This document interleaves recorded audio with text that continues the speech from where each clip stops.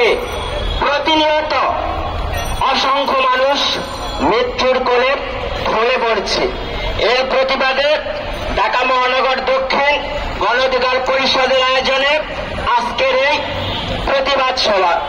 প্রতিবাদ সমাবেশ। সড়কে প্রতিনিয়ত মৃত্যুর মিছিল পেরেই চলছে।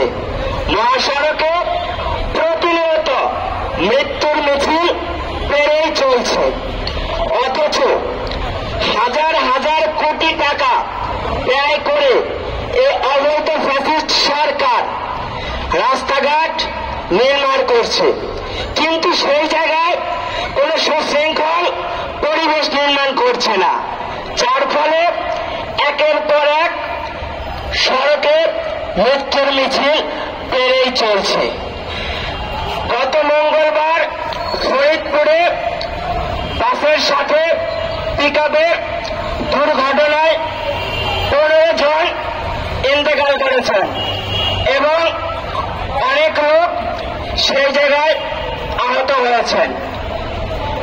গতকাল সুনামগঞ্জে জনপ্রিয় শিল্পী পাগল হাসান নামে পরিচিত তিনি সড়ক দুর্ঘটনায় মৃত্যুবরণ করেছেন। আপনারা পত্রিকায় দেখেছেন, মিডিয়ায় দেখেছেন।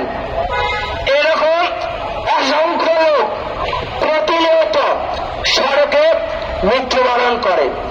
একজন মানুষ যখন সে জীবিকা নির্বাহ করতে যায়, সেই রাস্তায় যাওয়ার পথে সেটা যখন তার জন্য মৃত্যুপাত হয়ে দাঁড়ায়, সেই জায়গায় এত বড় বড় প্রকল্প করে, এত বড় বড় টাকা ব্যয় করে এগুলা করার কোনো মানে হয় না। আগে রাস্তাঘাটে নিরাপত্তা হতে হবে।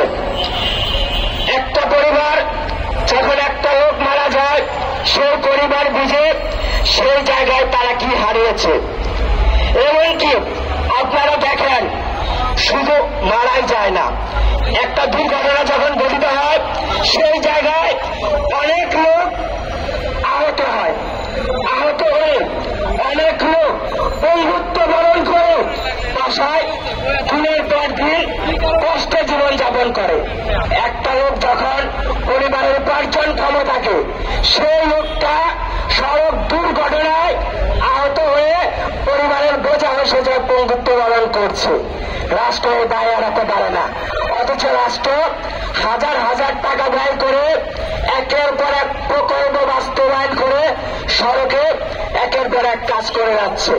আমরা স্পষ্ট বলতে চাই, সড়কে সুশৃঙ্খলতা ফিরাতে হবে এবং সে বাস ট্রাক অনেক আছে যাদের লাইসেন্স নাই, অথচ এই সরকারের প্রশাসনে যারাই আছে টাকার বিনিময়ে সেগুলাকে লাইসেন্স দিয়ে দিচ্ছে। আমরা দেখতে পাই অনেক জায়গায় সিএনজি চালক লাইসেন্স নিয়ে সে ট্রাক চালাচ্ছে। এই কারণেই একের পর এক দুর্ঘটনাগুলো ঘটে যাচ্ছে। কিছুদিন আগে আমরা বান্দরবানে দেখলাম ব্যাংক ডাকাতি হয়েছে। সেই জায়গায় প্রশাসন ব্যাংক ডাকাতিদেরকে ধরে সে টাকা উদ্ধার করেছে। প্রশাসনকে ধন্যবাদ জানাই।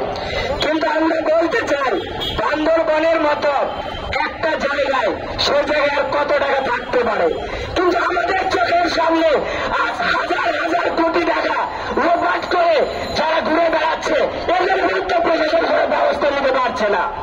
কয়েকদিন আগে আপনারা দেখেছেন, সমকাল পত্রিকায় বেরিয়ে আসছে পুলিশের সাবেক আইজিপি বেঞ্জির কাণ্ড শত শত কোটি টাকা লোপাট করে বিদেশে টাকা পাচার করে চোখের সামনে প্রতিনিয়ত এরকম অসংখ্য লোক সরকারের ছত্র ছায় ঘুরে বেড়াচ্ছে।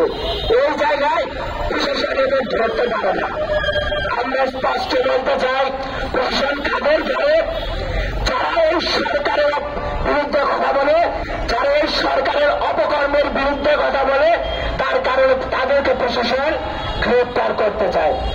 এই সরকারের অধীনে গণ অধিকার পরিষদ নির্বাচনে যায়নি বলে গণ অধিকার পরিষদের সংগ্রামী সভাপতি নুরুল হক নূর, গণ অধিকার পরিষদের বিপ্লবী সাধারণ সম্পাদক রাশাদখানের বিরুদ্ধে এই অবৈধ ব্রিটিশ সরকার গ্রেপ্তারি পরোয়ানা জারি করে। অথচ দেশের কোটি কোটি টাকা যারা লোপাট করে, যারা চোখের সামনে ঘুরে দাঁড়াচ্ছে, তাদের বিরুদ্ধে কোনো গ্রেপ্তারি পরোয়ানা জারি করতে পারে না। এই সরকার দেশকে, দেশের মানুষকে নিয়ে কোনো চিন্তা ভাবনা করে না। সরকার শুধু চায় ক্ষমতা আর ক্ষমতা। এই ক্ষমতার জন্য সরকার যা ইচ্ছা করে যাচ্ছে।